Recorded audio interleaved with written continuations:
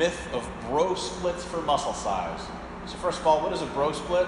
When I say it, a lot of you are going to be like, oh yeah, right? It's the idea that you train every major muscle group one time a week. That's been called a bro split recently, and it's what a lot of the stuff that appears in muscle magazines, and a lot of people subscribe to this method of training. At face value, doesn't seem to be anything wrong with it. You dedicate some time to a specific body part, lets you really focus, all fine and good. There are some very serious problems with that approach in the grand scheme of things, especially for those of us who want the absolute best results as far as muscle growth from our training. So here's the deal, a couple of points. First point, in the direct studies on muscle growth, and I mean direct, where they actually measure the rate of muscle growth that actually occurs, the building process at various time points after training, pretty much none of these studies have picked up muscle growing in any situation much longer than about 3 days. The idea that muscle can grow for a week is pretty much hogwash. So if muscle grows for, let's say 2 or 3 days after training, and you're waiting an entire week to train that muscle again, for some time that muscle is going to grow.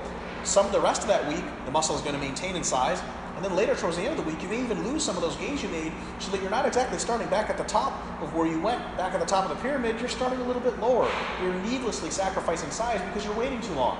There are different parts of your physiology disrupted with training. The muscular side, the actual tissue itself is disrupted, but the nervous system is also disrupted. And yes, the nervous system can take up to a week, in a few cases longer than a week, to recover completely. So if you're going into the gym and just smashing it with crazy workouts, it can take you up to a week to feel like you really can train hard again. Here's the deal. Here's how we obviate that and train with higher frequencies to benefit from the shorter muscle growth window.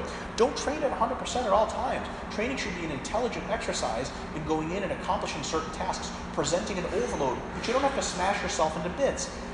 So if you train sub-maximally most of the time, not giving it your all, your nervous system doesn't really take a whole week to recover, and it can recover every several days just fine for you to present a good effort.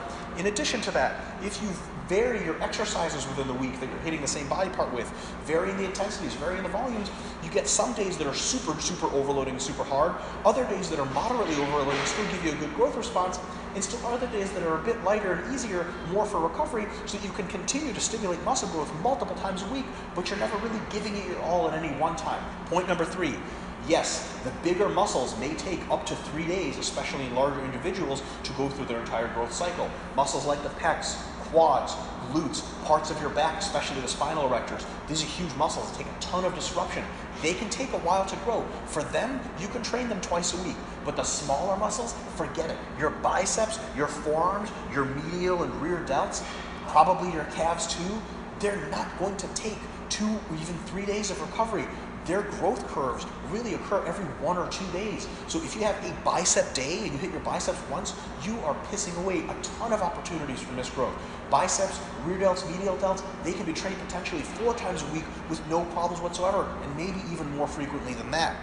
So you can train the larger muscle groups 2 times a week, maybe 3 times a week, but the smaller ones, biceps, medial delts, rear delts, calves, you can train 3, maybe 5 times a week, and that's a good start for many individuals. Is there a diversity there? Totally. You can squeeze it more towards a low frequency and more towards high frequency. But if you're religiously defending 1 time a week for every muscle, you're not going to have a lot of backing either in the scientific literature or from a lot of practical experience.